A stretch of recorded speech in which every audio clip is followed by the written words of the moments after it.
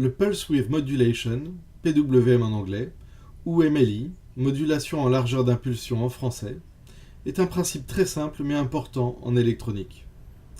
Le PWM est utilisé dans de nombreuses industries, mais indépendamment de l'application, la théorie reste la même. Le PWM permet un contrôle de type analogique via un circuit numérique.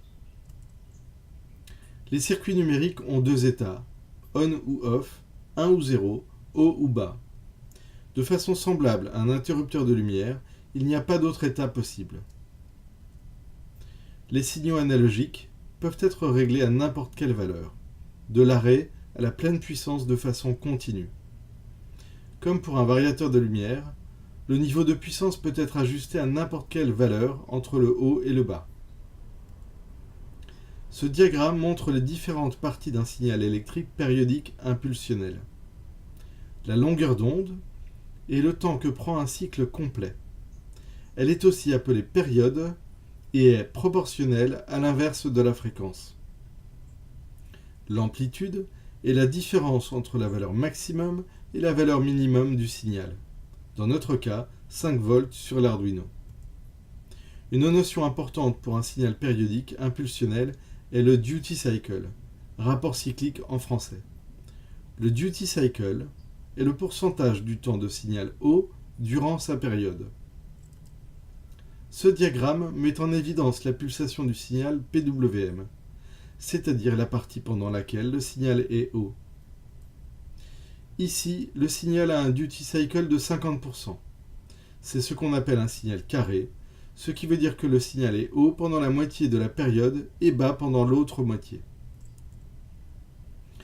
Si le signal était haut pendant 75% de la période et bas pendant les 25% restants, on dirait que ce signal a un duty cycle de 75%.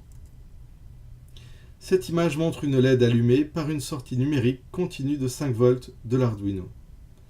Si vous envoyez à la LED un signal PWM par la sortie de l'Arduino avec un duty cycle de 75%, elle semblera être à une intensité d'environ 75% par rapport à la LED alimentée en continu.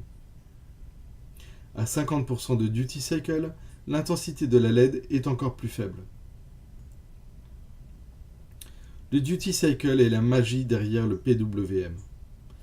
Sur un signal de haute fréquence, en ajustant le duty cycle, donc la proportion de signal haut, vous pouvez changer la tension moyenne glissante pour obtenir une valeur apparente quasi analogique entre le haut et le bas. Ceci est indiqué par la courbe en rose qui montre le signal PWM. Les impulsions deviennent de plus en plus larges puis de plus en plus étroites. Lorsqu'on superpose la courbe verte, vous pouvez constater qu'au fil du temps, la luminosité moyenne de la LED augmente puis diminue régulièrement. En utilisant ce principe, vous pouvez régler la luminosité d'une LED à la façon d'un contrôleur analogique. Le PWM permettra également à l'Arduino de régler la vitesse d'un moteur ou de définir la direction dans laquelle pointera un servomoteur. Sans le PWM, ces périphériques n'auraient que deux états, éteints ou allumés.